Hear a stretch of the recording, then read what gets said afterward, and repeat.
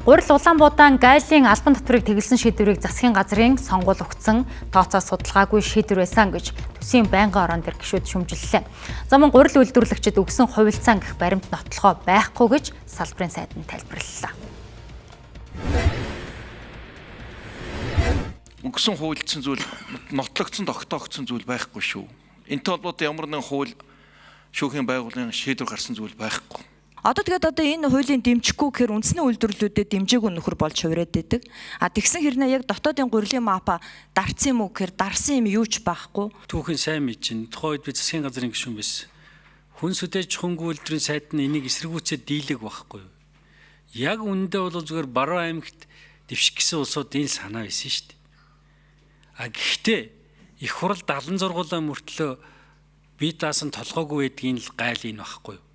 Ганц 2-3 хүний саналыг 76-оор дэмжээ сууж байгаа нь өөрөө хохин байхгүй юу?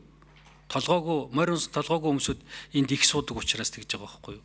Тариаланчид хувилдах болцоо байхгүй, гурилын үйлдвэр хувилдах болцоо байхгүй гэдгийг л их сайн ойлгоод тэгээд Улаанбуудаан нөөц бүрдүүлэлт халаа нэг 90 оны төсөвд оруулаад ихэд нэг сайн ойлгоод ингээл явчвал ингээл эвтэйхэн болцохоор ажил байгаа юм л да гэж. Сонгуул тохируулж хууль хийдгээ тэрийгэ тохируулж улсын их хурал дээр ярьж гой оноо авдгаал болчмоор байгаа юм.